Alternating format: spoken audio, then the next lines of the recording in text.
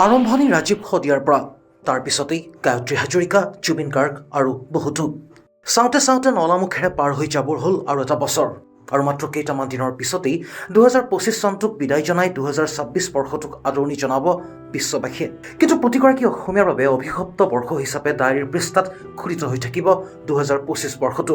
বিশেষকৈ অসমৰ সাংস্কৃতিক ক্ষেত্ৰখনৰ বাবে অতিকৈ অভিশপ্ত 2025 বৰ্ষটো। ৰাজীৱ শদিয়াৰ পৰা আৰম্ভণি আৰু বুবুদাৰ তাত শেষ 2025 বৰ্ষ। জুবিন গাৰ্গ, গায়ত্ৰী হাজৰিকা, দীপক শৰ্মা সকলোকে কাঢ়ি নিলে অভিশপ্ত 2025 বৰ্ষটোই। 2025 বছৰটোৰ আৰম্ভণিতেই অসমবাসী হেৰুৱালে জাতিৰ বাবে গীত গোৱা ৰাজীৱ শদিয়াক। সেয়া যেন আছিল আৰম্ভণি। তাৰ পিছৰে পৰা অসমবাসী হেৰুৱাব লগাত পৰিল সাংস্কৃতিক ক্ষেত্ৰখনৰ কেইবাগৰাকীও নক্ষত্ৰ। 2025 বৰ্ষটোই কাঢ়ি নিলে সৈয়দ ছাদুল্লাহ, গায়িকা বীণা ভাগৱতী আৰু তবলাবাদক আবিৰ বৰগোহাঁইক। 2025 বৰ্ষৰ ভোগালীৰ উৰুকাৰ দিনাই আহিছিল গণশিল্পী ৰাজীৱ শদিয়াৰ দেহাৱসানৰ খবৰটো।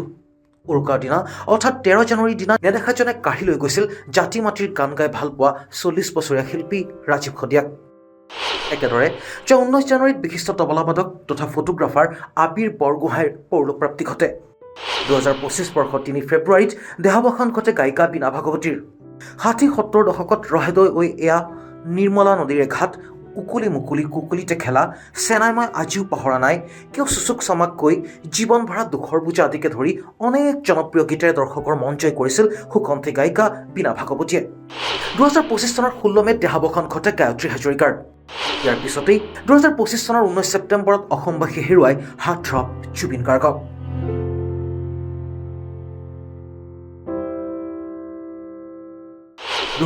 চনৰ 3 নৱেম্বৰত বিশিষ্ট বাঁহীবাদক দীপক শৰ্মাৰ দেহাৱসান ঘটে। 2025 চনৰ 30 অক্টোবৰত জীৱন নাটৰ সামৰণি মাৰে যশস্বী সুৰকাৰ, কবি, অভিনেতা, ঘোষক, নাট্যকাৰ আৰু গীটাৰিষ্ট সৈয়দ ছাদুল্লাই। আনহাতে 2025 চনৰ 16 ডিচেম্বৰত শেষ নিশ্বাস ত্যাগ কৰে প্ৰবীণ শিল্পী উদ্যোক্তা ঋত্বিক বৰুৱা ওৰফে বুবু বৰুৱাই।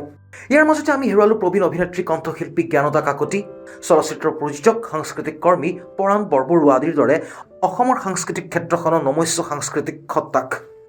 সেয়ে এতিয়া সকলোৱে কৰিছে প্ৰাৰ্থনা 2025 চনৰ বাকী থকা দিনকেইটা ভগৱানে সোনকালে পাৰ কৰক। Entertainment expert current